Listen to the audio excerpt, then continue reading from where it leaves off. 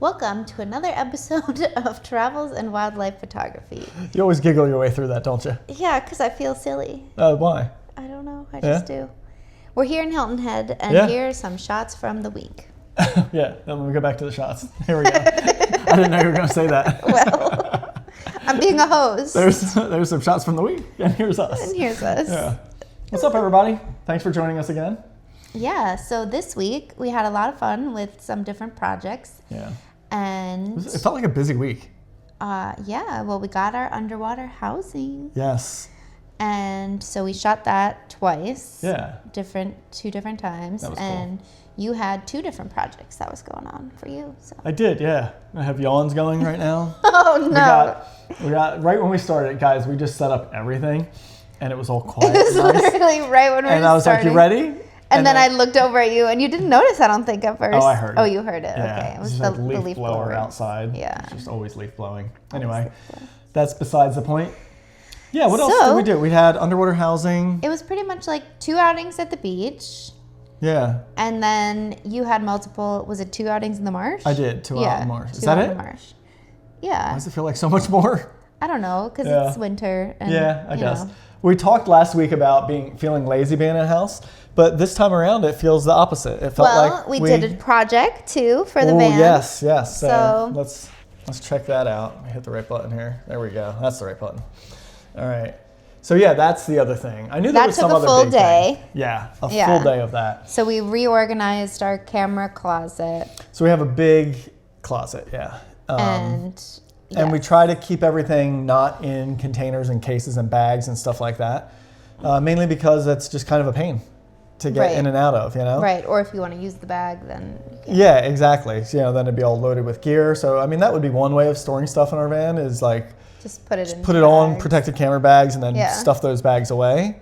But, I mean, how many times we see something and we're just like, grab something quick. Can you imagine having to go into a closet, pull a bag out, unzip it, get the camera, put a lens on it, all that stuff. Yeah. And so this is our alternative, which is custom cut foam for all the gear that we have. Yeah, and it works great. Yeah. So Ray spent literally an entire day. Yeah, like the majority of that day. 8 hours. Yeah. Cutting foam. Yeah, just doing foam cutting, yeah. It's kind of crazy it takes that long, but it did. Yeah, well, I guess I probably don't have the perfect tools for it, but in any case. We got it all set. It's installed out there, and then what's really nice is we can just drive around. Everything stays in there. We don't have to like pack or unpack anything. You just drop it right in, and as you can see, like you can grab the big setup, and then we have our other cameras set up with usually like the 400-4.5 or the 100-400, but those can be swapped out for anything. We have that's your Plana, the 135 there. This is the new 28-400, and so we can swap these lenses and stand them up there and they fit, and then put something else on there kind of for, we just leave on whatever we're using mostly at the time. Right. And then everything else just gets kind of tucked into the back. And when we open the camera cabinet, it's kind of like this section right here is what's accessible from like that laptop over to here. Yeah. And then the rest are kind of like on the outer tucked back in. Edges. Yeah. It's worked great. We had it for a while, and then we just felt like there was a couple of new gear. New additions. Yeah. And so we, like a whole new camera, because we didn't have the Z6 III. III. Well, I had the 2 for a while that I sold. But I don't know. I feel like we didn't have a spot for 3 cameras. And we didn't have the 2.8 or the 28-400. Correct. Yeah, that was new. And Plana. And it was just organized not the best way. So we fixed it. Anyway, that was that project. Then I started working on, this is my first one for auto capture. So the Z9 and Z8 have auto capture on them, which is basically like, what do they call that? Camera trapping. Thank you. Yeah. Yes. It's basically like a built-in camera trap to it. And you can set a bunch of different parameters for it to trigger. So I set it with just motion. And my goal was to go out and this scene, I scouted one day, found this scene with the huge tree, Spanish moss hanging. I want this full water, not all this nasty mud showing down there, which when I set this up that morning, it was full water, but the tide had gone down. Oh yeah, it would look beautiful when I set it up. Yeah. But the tide had gone down by the time this bird came in there, and it never came, it was there, and then it just walked off the other way. And so that's the best I've gotten. Then I set it up the other day again, thinking that the tide was coming in because it was incoming tide while I was out shooting. But it didn't never. And it never got to there. Yeah. So I don't know. These marsh tides are They're really weird. They are. Yeah. Super confusing to figure out. Yeah. So that's something. In the smaller pools. Yeah. When it's exactly. like not that giant. Not just like the rivers and the creeks that just go up and down with a normal tide. I think everything else, it takes a while to seep up in there and then leave. And so it's always just off. Like you can't look at a tide chart. No. And just know what's going to happen back there. It's going to be high tide in the marsh. Like not in these little pools in the... Yeah. So it takes a while. But anyway, I do want to do some more of these. I just got to figure out when the hell the tide's going to work with the light. That's the other thing. You know? Yeah. I might just try an overcast day. I really want some good light on it, but I might just try if there's an overcast day. If it with a high tide, I can just leave the damn thing out there. Yeah. In the middle of the day, let the whole tide go through and just let it go. You know, and then that way, at least give myself a better opportunity to maybe capture one of these birds. Right. So that's a project ongoing. I got 2 weeks left before we leave here. Yeah. Although we'll be back again. In spring. Like the spring, yeah. So I'll be back again for a couple of weeks then. April. So I might be able to get another shot then. And May? Somewhere in there. Somewhere in there. But while I set that out, since it's just running on its own, I took another camera with me with the 100-400 on it. I'll bring the settings up here. And so while I was out, I just walked around and you were just like not feeling it going out for this stuff, right? No, because you were going to do that project. So that wasn't my project. Yeah. Okay. Yep.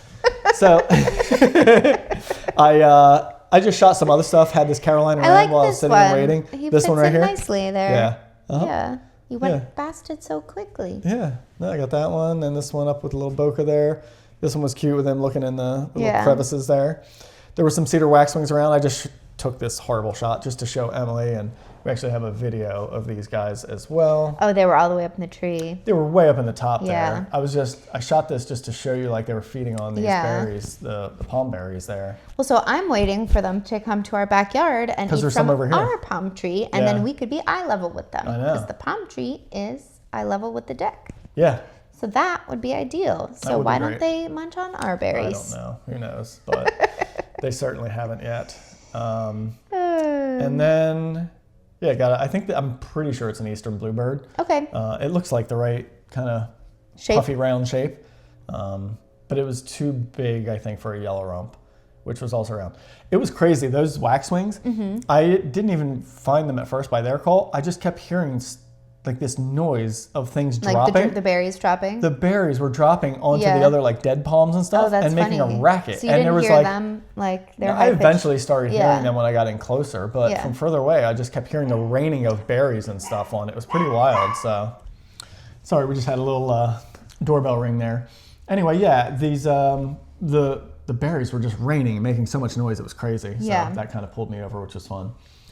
And then I found a little group of little blues. A little group of little blues. Yeah. I love the bokeh in the reflection there. That's really cool. Yeah, right up there. Yeah, that's really fun. I thought that was really cool. Yeah. So I definitely noticed that and was trying to get a fun perspective to get into position on that. Yeah. Tried this out of focus on purpose. Not quite. I feel like it needs an extended neck. Yeah, because otherwise it just kind of looks like a blob. It's like a bit of a lump with a bill. Yeah.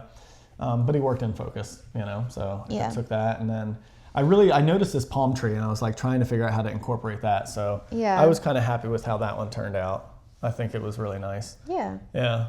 I did it a couple different ways. And then got in closer, got low, and was just shooting through a bunch of foreground grasses. Yeah, I love the texture. Which gave me the texture in the background. Yeah. It's so fun. That's the thing that it took me a while to learn. In the beginning of like learning wildlife photography, like years in. Of using foreground? That you get texture in your background bokeh by using foreground, know? Because it is technically, like it's mostly happening from the bokeh in the background. The texture that's being created. No, the bokeh in the first place. Okay. Like you need bokeh back there, like brighter out of focus stuff in the background. But then you need that foreground aspect to give it texture. To make it the texture. Yeah. So it's like such an interesting relationship between the two. Right. Because, and I don't know if I did any, I don't think I shot any just clean because I was like, that's boring, Yeah. So I made sure to shoot through it. I shot through so much stuff here, like this image, if you zoom in, you can see it's like not totally sharp. Yeah. It was in focus, but it was just through so much foreground vegetation.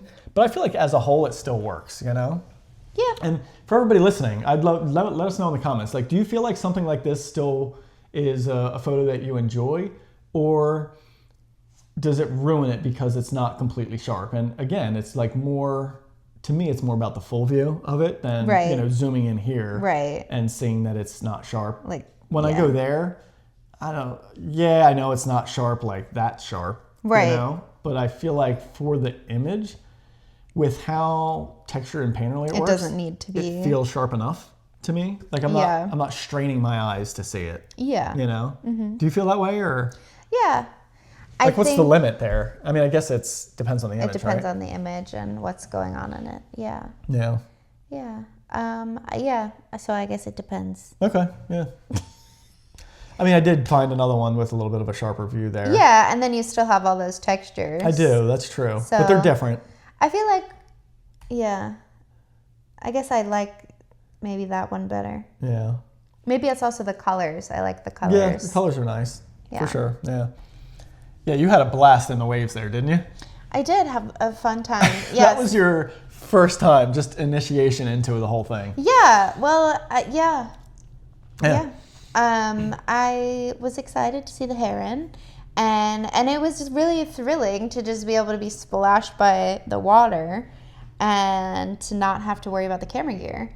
And it was like, you know, definitely a learning curve of using the camera in the housing. It's definitely bulky, not as easy to reach the button, and the button meaning the focus button. Yes, and the shoot button, focusing and shooting. Yeah, the shutter. Shutter, yes, that button. The shutter. Yeah.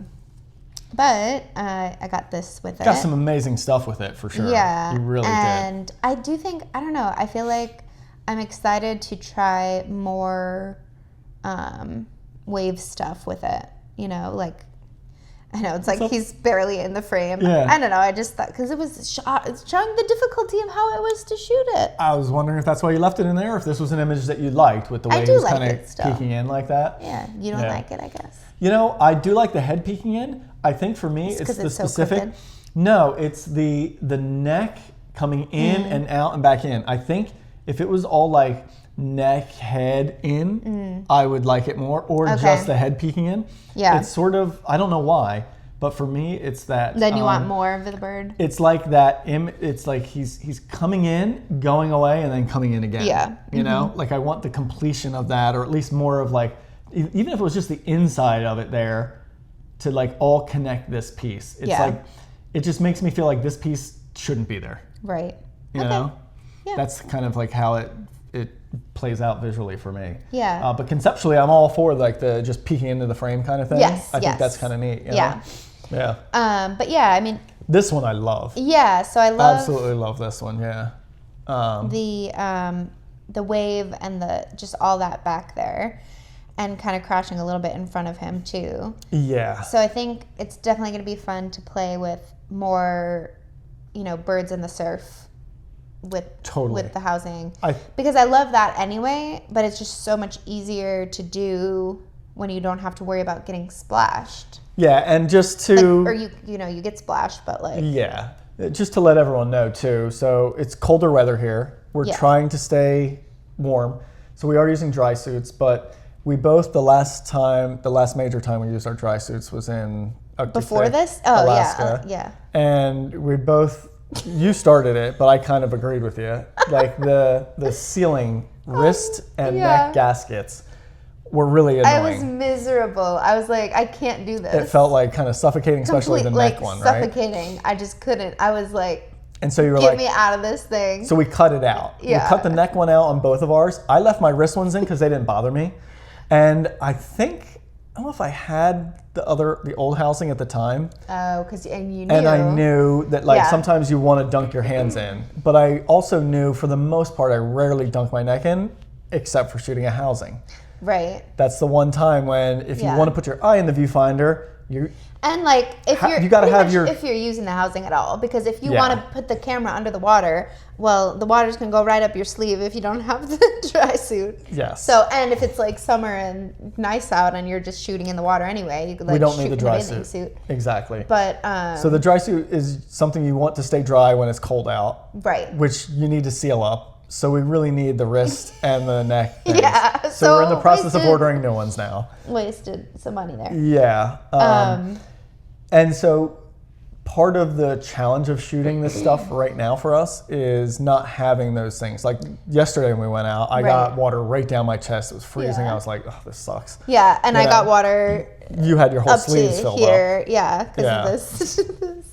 Yeah. And it's freaking cold out. So It's cold, so and it's just like so bulky, wearing so many layers, and the dry suit is very like cumbersome. It is. Just like feeling it's like a whole project just to get out there. But I'm curious for you. There's something really fun to me about the dry suit, about being in the water when you know you shouldn't be in it because it's so cold and inhospitable, and yet it's like I've got this thing on and the layers underneath, and then I'm actually out in there and just sitting in this frigid water and I'm okay. Like there's something kind of cool about that. Yeah. Just knowing that so few people are gonna bother with the whole setup and even have the appropriate gear to be able to let you go out in these conditions. Yeah. You know what I mean? Yeah. I guess when I got my whole arm soaked, it kind of like doesn't feel so dry anymore, you know, and Sure. you're just all wet. Yeah. So I don't know, maybe if I was actually dry, I Yeah. would feel it more. Okay. Of like, because it doesn't feel very different from like just being layered up and the water seeping through eventually. Like if Yeah. you had like, you would normally wear like a would normally waterproof wear- outer layer and stuff. Yeah. But then if you got that much in the water, but Yeah, you'd 'cause never usually- lay in the surf that much in the winter, even with a waterproof pants and jacket on. I don't know. It would soak you so fast, I think. Okay. I think. You would lay in the splash Yeah. for sure, but like you saw that video, you were in the damn water. Yeah. And then you like crawled out of it. Yeah. Yeah.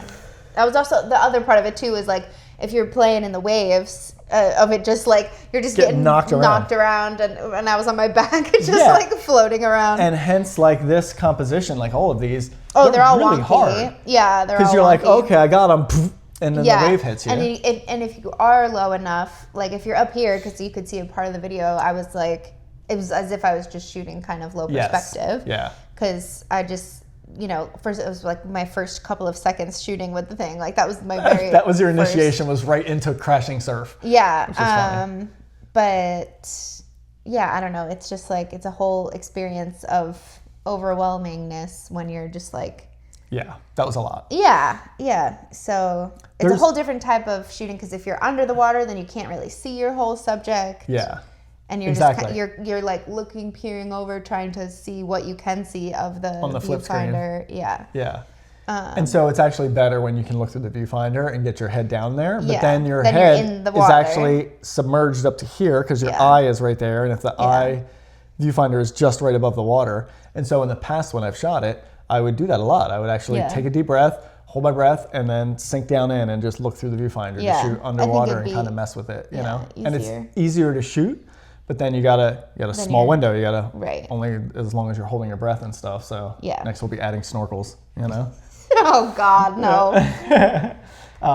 But the other thing I do want to mention with this is whenever we share and talk about this underwater housing, I want everybody to understand what our goal is with this. We're not currently, we may, but we're not currently trying to shoot like underwater at all. We don't really want to see underwater because we're using a long telephoto lens. You can see all these were at 420 millimeter. Yeah. And so the goal is just to shoot super water level, partially submerged to get interesting effects, and allow you to go into places like this where the waves are actually actively crashing over you and keep the camera safe. So that is really why we're using this setup, is basically to get you in places you can't shoot otherwise. Yeah. And allow you to do it without ruining the gear. Yeah. And potentially, Yeah, as we figure it out, like to try and get unique looking photos that you can't get any other way. Right. And so while this sounds appealing to a lot of people, everybody I've talked to in the past about it, and you've already experienced people saying like, oh, this sounds amazing, and asking which one you got and everything. Yeah. Number one, there's a cost barrier here. Sure. It's really expensive just to be able to do this. And then number two, you have no idea how hard it is to shoot this setup. Yeah. It's so difficult to shoot. Yeah. And if most of your photos are just going to simply look like a normal above water shot, you know, like this one's super unique, right? Right. But we'll jump to it, you'll see. If we talk about images that kind of just look like they were shot at a low perspective above water, Right. you can save yourself a lot of money and a lot of aggravation by just shooting above the water. Yeah. You know, and you got to be more careful so you don't get the freedom of what we get with this thing, which is nice. It is nice. You're just like, whatever, lay the camera in the wet sand, mud, doesn't matter. Yeah. In a foot of water, who cares? Right. But shooting, changing settings. Yeah, none of that all of this stuff is easy. A giant pain. Yeah. It's a really difficult thing to shoot. So here's one you played around shooting backlit in crashing surf. You got a really interesting look here. So this is something that I think does show like some of the unique stuff you can do. Sanderling. Perfect example, right? Well, I feel like you could do that. Exactly. Yeah. It's just that you have to then be worried about the water that's coming at you. So like the waves crashing. So that's the difference, right? Yeah. So we just paid effectively $2,000 to go, I don't have to pick my camera up every time a wave comes in for a shot like this. Yeah. We do plan on doing other stuff, of course, right? But that's like, if you're only going to shoot this kind of stuff, like, is it worth it? You know what I mean? Yeah. Or is it necessary? Yeah. Like either. Well, is it worth the value of shooting that, right. like the cost of getting it and the hassle of actually shooting it, you know? I think the answer was probably going to be no for a lot of people. Yeah. And I think, I don't know, I think most people, even myself included, I had already shot one of these in the past, and you still kind of convince yourself like, oh, it'll be worth, like, I know it's going to be harder to shoot, but it won't be that bad. Yeah. But then you get out there. And then you're like, what is this? And you're like, this is super frustrating. Yeah. And so to me, it has to be worth it for you to try and get super unique images that you can only get this way to justify the cost of this and the hassle of shooting it. Yeah. You know? Yeah, and it's heavy too. That's the other thing we didn't mention. Yeah. It's heavy. Yeah. And it's just like weird and bulky. And I just did some like water stuff just to show. I don't know. That super low perspective. Now this is something you can't get any other way, I don't think. With that foam in the foreground like that? No, like that was definitely that's like a wave camera coming was in. Yeah. But I don't know that I like that. Yeah? I don't know. Oh, I do. That one. That one's more interesting. This is cool and dreamy. Yeah. This is all Emilie, by the way. So I guess let's bring up the settings again. What are the settings matter? Oh, it's not going to matter now. I was going to say it's going to tell us which camera, but we both had to shoot the same camera in the housing. Yeah. So, well, people can see settings anyway. Okay, they can see them. This one I think is badass. I love it. Super dreamy, like the water coming up over the foreground. Even if you didn't know it's water, it's like, what is that in the foreground? Sure. Yeah. If you know it's a Sanderling, you know it's at the beach. Sure. But yeah, really cool. Yeah. Beautiful tones and colors. So this was our first day. Yes. And we were both pumped with it. Yeah. It was a blast. Definitely. And then it was the night before full moon. Yeah, let's go. I think we have some other videos here. Yeah, there's multiple videos. I don't know. Yeah, so here's a few more of just seeing what this was just kind of like testing it out and trying to look through and see. You can see how struggling. Yeah. And so, yeah, you're trying to see on the back there. Let's pause this and go back here for a second. So, yeah, you're trying to see in the flip screen. Right. With another reflective surface on it. Right. And the water splashing over it, plus the water just bouncing you around. Right. Which, this is pretty calm, and you can see how it's still, like, moving you all around. Right, yeah. You know? Oh, you can see the moon. Yeah, you can see the moon out there. And so it's challenging. The whole thing is huge. Yeah. You know? Yeah. Yeah, so like trying to fit your fingers around it is challenging. And then this is one of those videos that really shows what you can do with it. This is when I was shooting the Sanderling. Yes. Yeah. And so, yeah, you could have like had your arm there and lifted every time the water was coming, right? Right. And I feel like that's what I've done maybe in the past. But do you think you're ever going to be able to keep it down low enough? Well, not like that.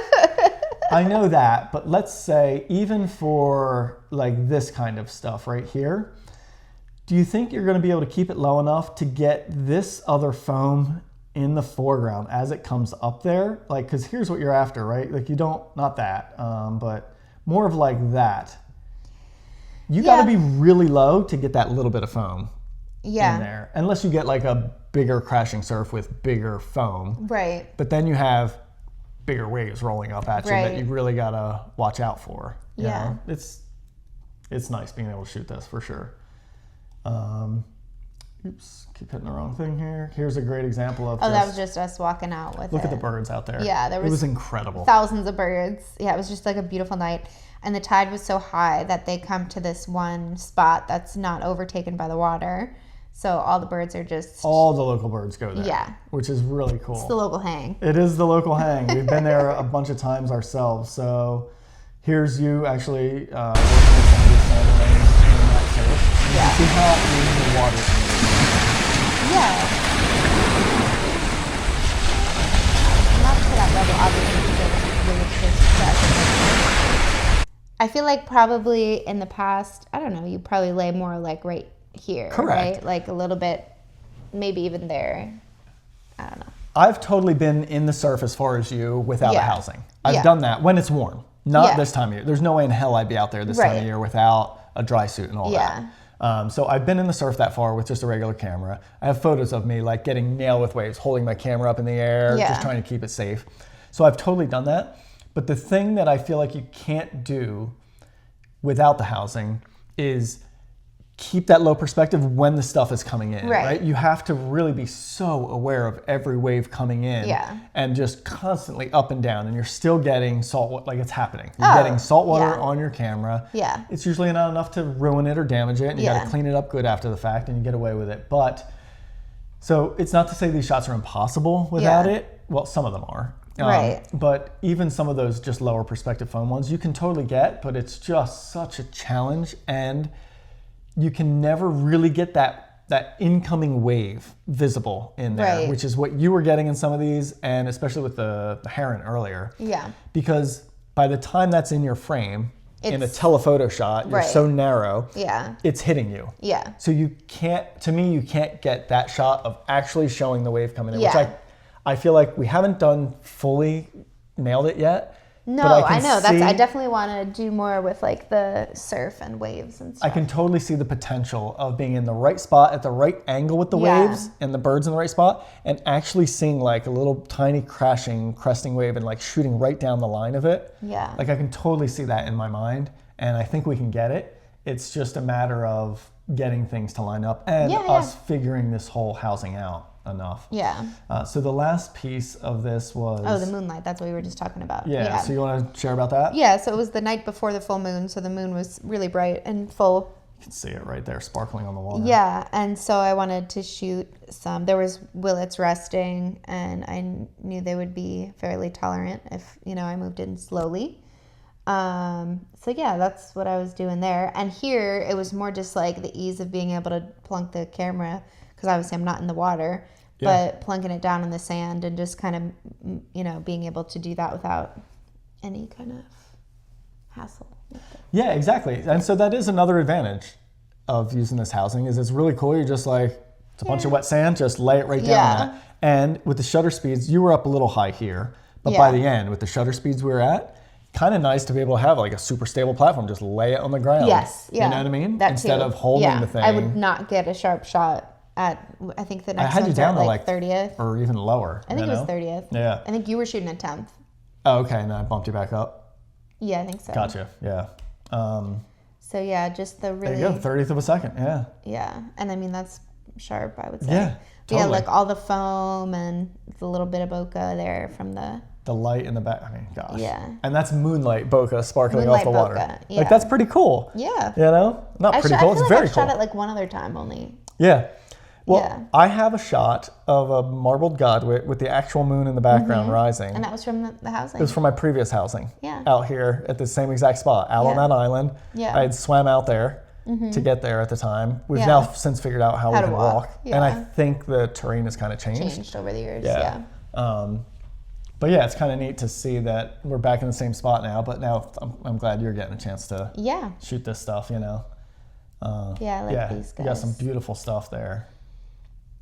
What made you go vertical?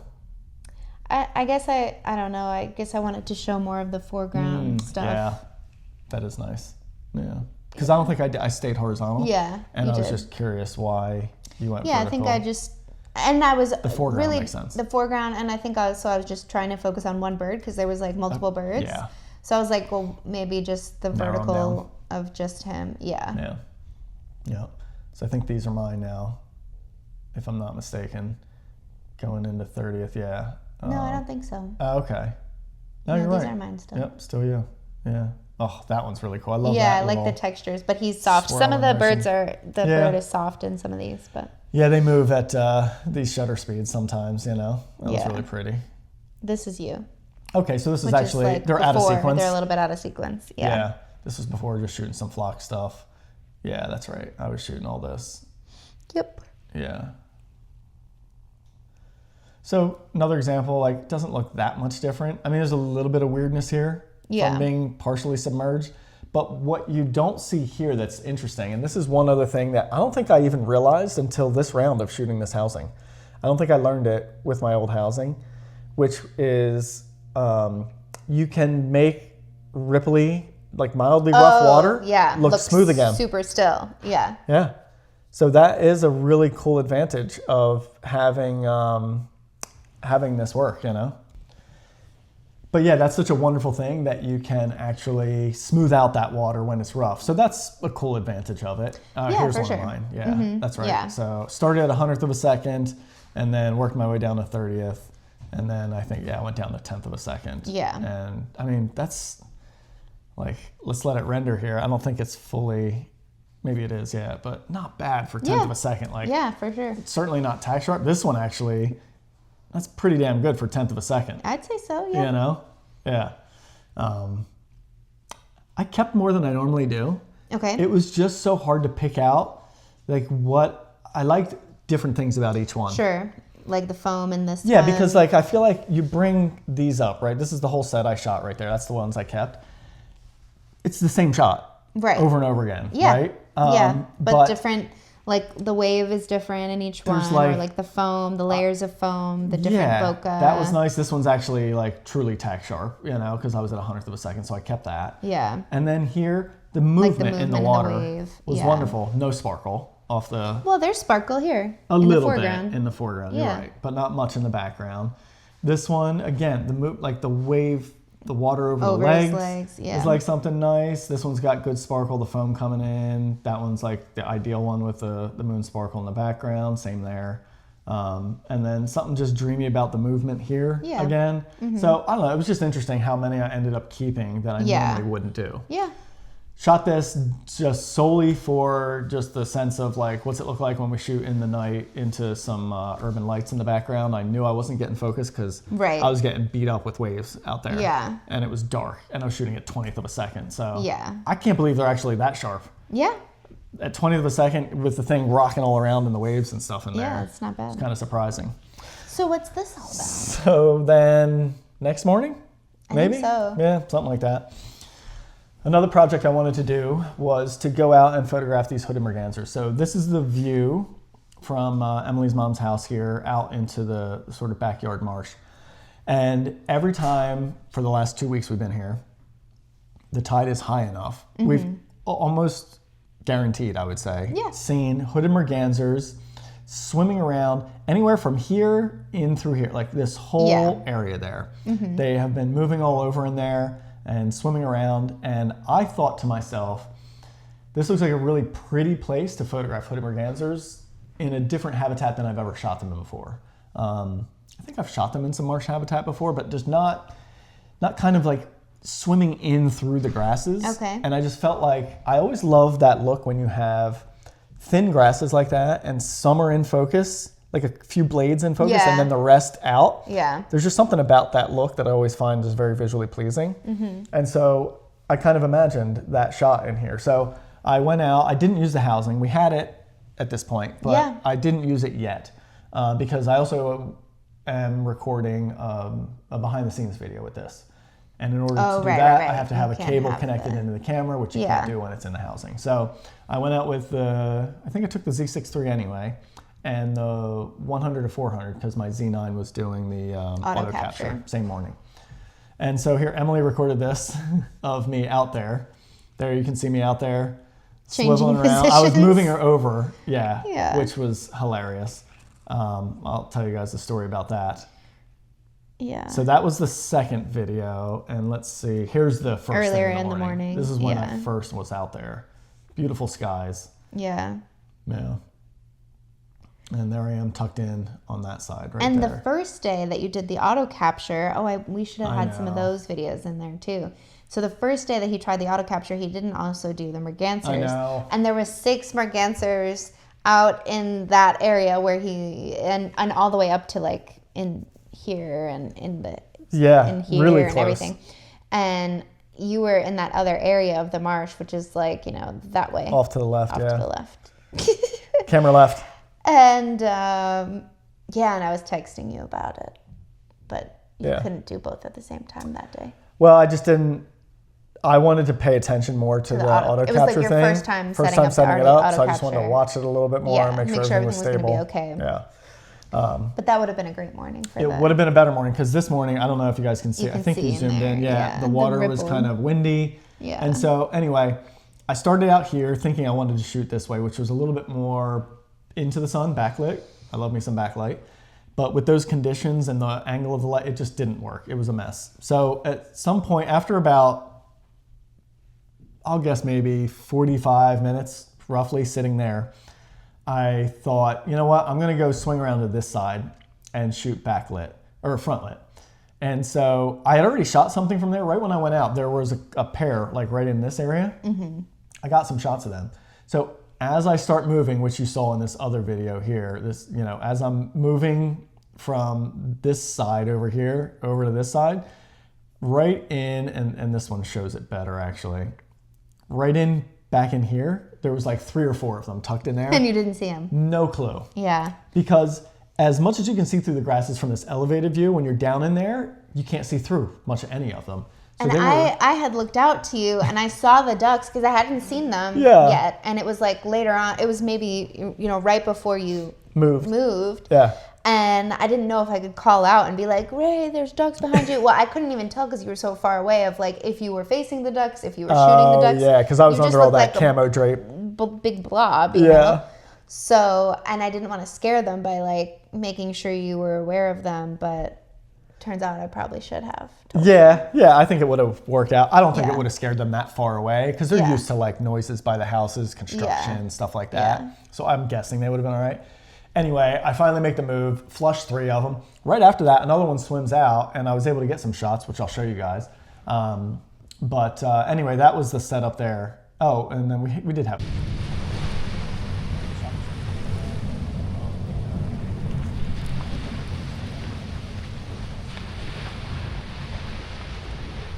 But there we go. This is what I shot first thing. So I managed to get this, which I kind of like. I do like that, yeah. I think it's neat. It is different from most of my previous Hooded Merganser shots, so that's nice. It's a little unique there. Got the female there. So yeah, because shot you've them spent few a lot times. of time photographing I have mergansers. so many Hooded Merganser shots. Yeah. This was the female that came out right after I flushed the other ones. She must have been back there, hung out, and then she came out on her own. She came out for a little bit and still could tell me, like, these ducks are so good at just knowing something's there. Yeah. So she gave me these shots. I got all these, and then right after this, I think she bailed. And then I tuck in on the other side. Yeah.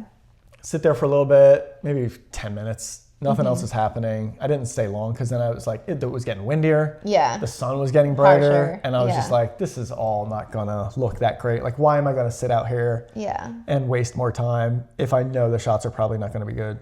Yeah.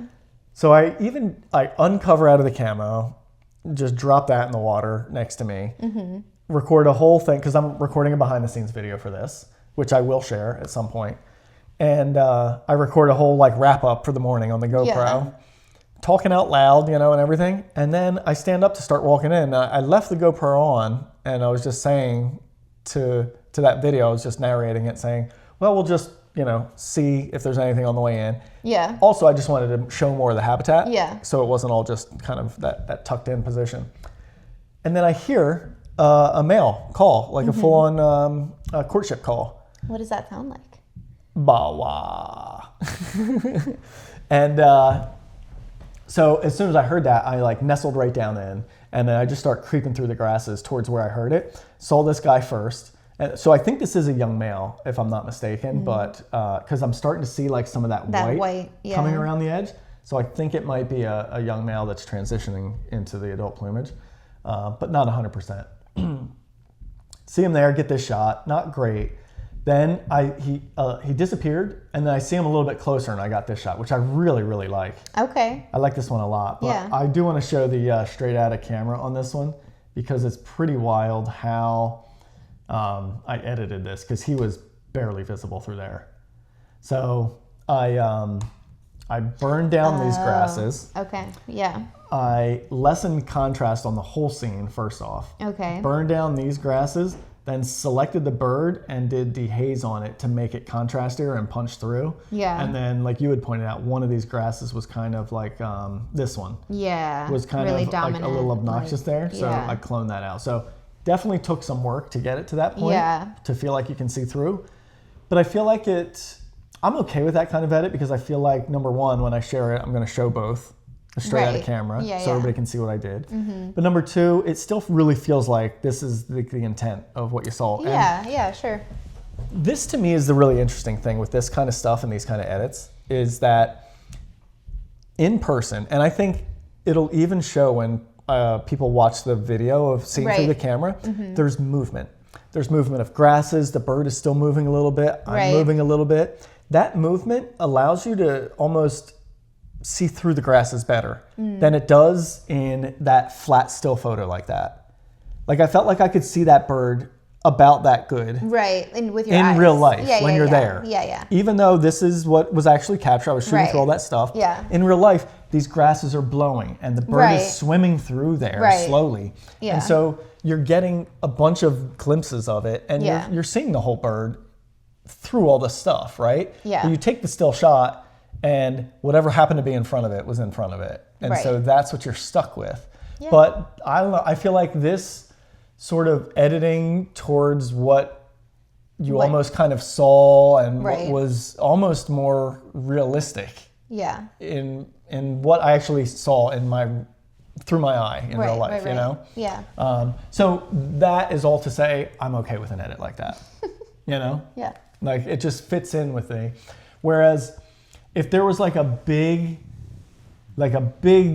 branch that like came in and went right in front of him and I removed that, I wouldn't be okay with that. Interesting. Yeah, it is. Yeah. Yeah. Because you've removed branches and other things.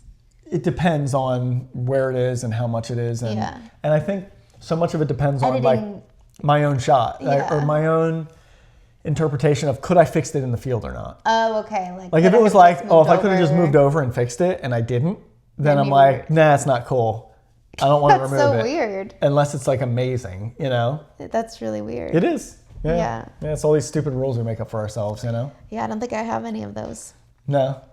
No. Yeah. I don't think I have rules about editing. I just do what feels right. I mean, that's what it is for me. It is all what feels right. It's not like a hard and fast rule. Not like, oh, I'm not going to clone this out because I should have noticed it when I was shooting. Yeah, but I guess it still all comes down to a feeling, you know? Okay. It's like, if I feel like I'm transforming the photo too much based on what was really there, then it starts to feel wrong to me or like just too far. But if it feels all within the intention or the close enough to the reality, then I am okay with removing those distractions, you know? So it still kind of comes down to the same thing of like a feeling. And it isn't like it's never a hard and fast rule. Okay. Like, you're looking at me like I'm a bizarre human being right now. No. What? No, I don't know. Okay. All right. You could tell us in the comments what you guys think about editing. I think everybody's all over the place on it. I think they is are. my guess, Yeah. you know? I think it's the same thing. We've had a similar conversation about this before. Sure, definitely. Yeah. After I finished up with the hoodies and wrapped up with that last one, which, by the way, right after the shot, he just rocketed on out of there. He could tell something was up there because I wasn't even under the camo at that point. Oh, well, yeah. I was just sitting out, So I'm amazed I actually even got this in the first place. But But I saw this little blue heron, this juvenile little blue, and so I just walked over and did a whole session with him. Light was really harsh, but white bird against darker background, you expose down for it, brighten him up, and I think you can get some good stuff with that, So here's a whole series of those.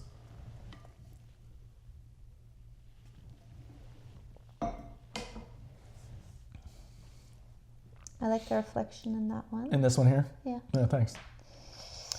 And then we're back out. Then we went back with the housing. Yeah. And I was like, oh, let's try the 135.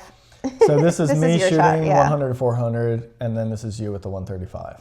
Yeah. Yeah. Killer. Yeah.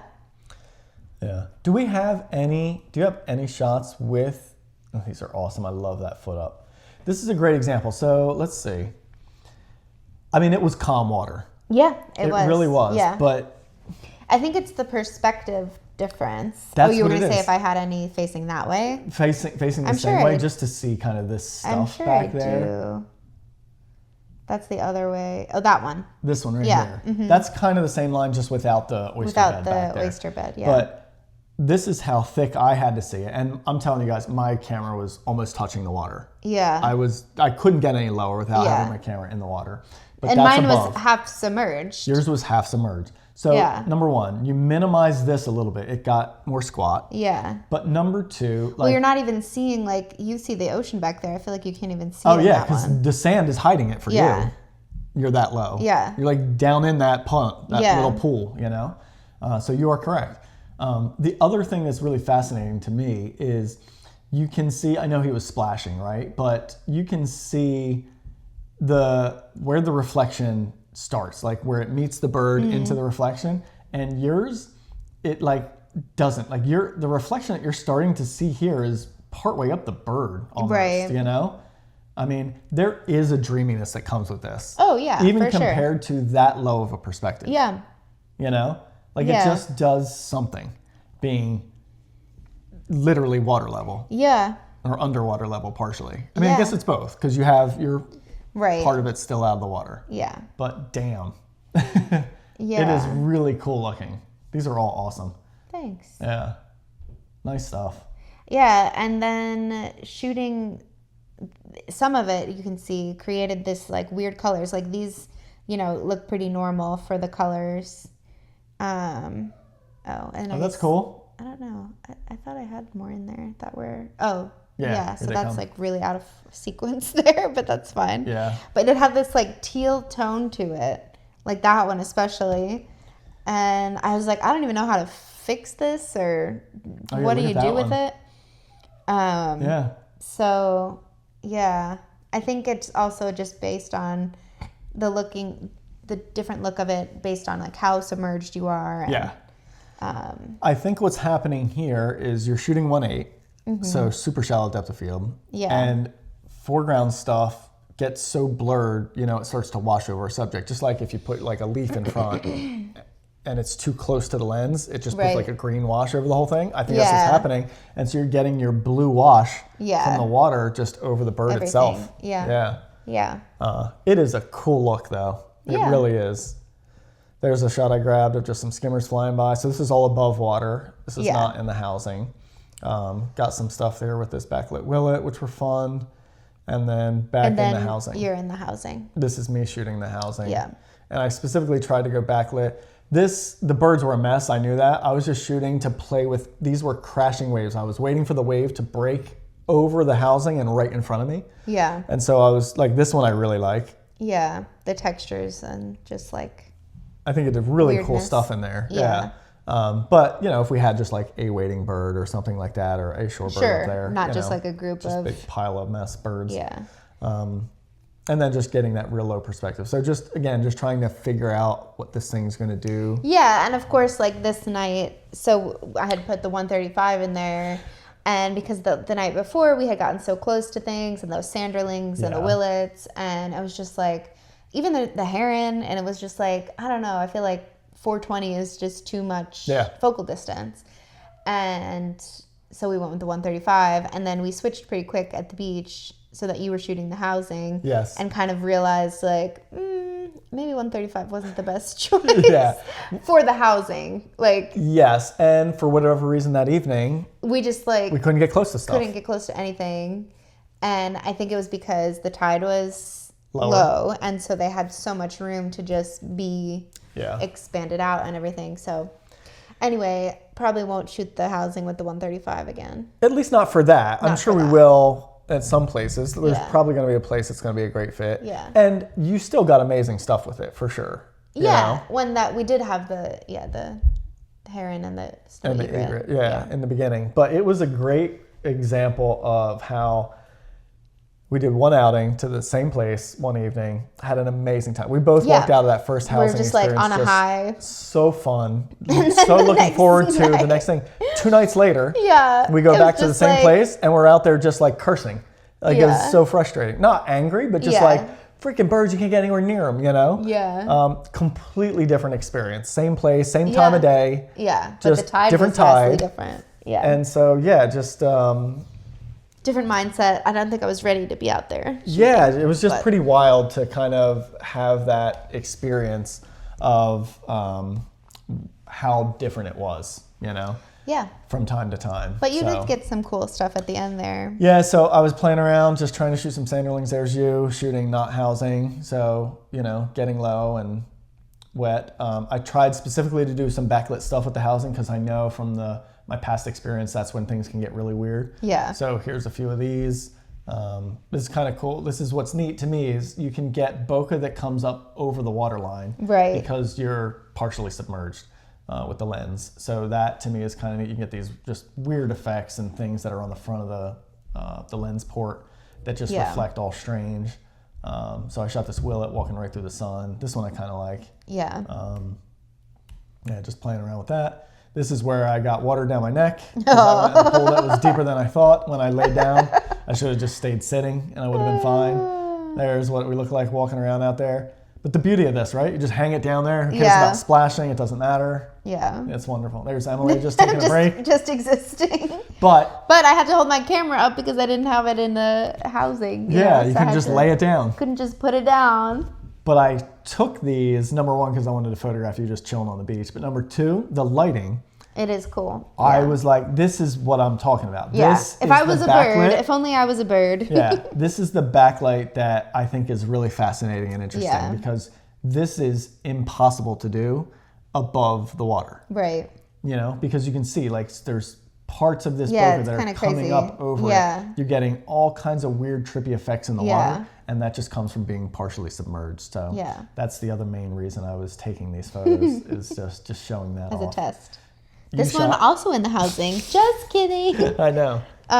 No, this one was just this black-bellied plover, and he was behind a bunch of sand, Like a hill. little sand hills. Yeah. And so I thought I could get some shots of him, and that's what I did. Other birds in the back making Yeah. bokeh? Yeah. Damn. Isn't it cool? They They're turned like out great. They look like lights or something. They Like, do. Yeah. I just realized because I know the angle you were shooting this Yeah. at because of the direction of everything out there. And I'm like, Yeah. wait, what the hell was out there catching light? The only Yeah. thing could be out there was birds. So Yep. that's so funny. This one. Sorry, but this kind of stuff is what gives me an idea of a whole mindset to go out and shoot. Like Yeah. to go to that area when the tide is roughly there. Yeah. Shoot this kind of the sloping hills with the birds in the background at that last little bit of light. Yeah. Like the foreground's all in shade. They're Yeah. catching light out there to make bokeh. Like there's a lot of possibility I here. inspired him. For sure. Yeah. Totally. You don't have to whisper it. I love this one too. Yeah, I mean, he's like, I don't know, he just looks a little menacing and Yeah. something about it. They always do. Yeah. But I love the fade coming out. Cool, just reflection there. That was you in the housing, wasn't it? Yep. Yeah. Yeah. This was me again trying to play with like, this is another one where I do think the housing helped Okay. clean up and give that This dreamy vibe. in the foreground. Yeah, because above the water, you would see Like the all the little rippling- waves coming yeah. up to the edge of this because it sloped up there. Right. I was able to get so low you can't even see where the water's hitting the shoreline there. It Yeah. just kind of blends together, kind of dreamy like. and that one even more so. Yeah. And so that was letting like little tiny, I mean, I say waves, they were like this tall, just wash over the thing. Right. You know?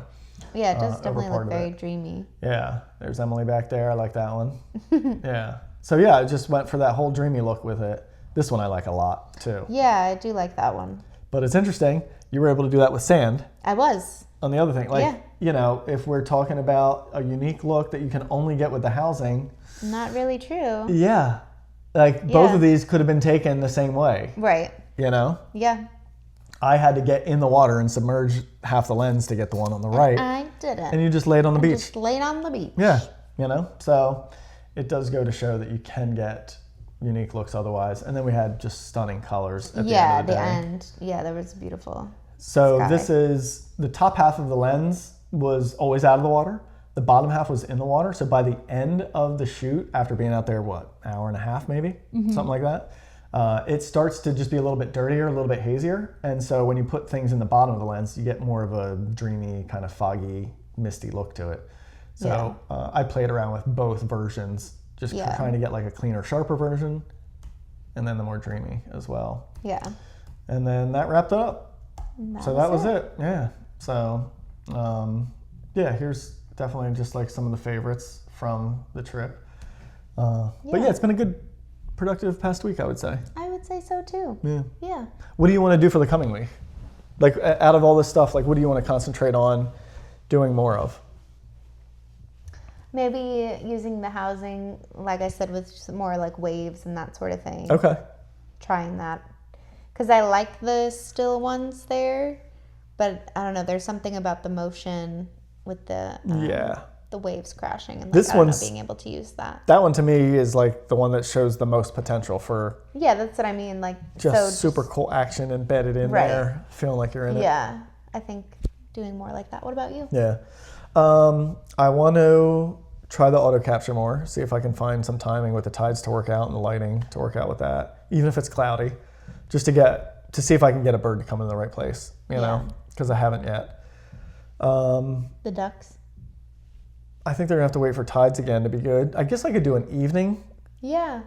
but I don't know, I feel like it's harder to get them to come in evenings because they can see you come out. Right. You know, in the morning I went into that place before they even dropped in, you know.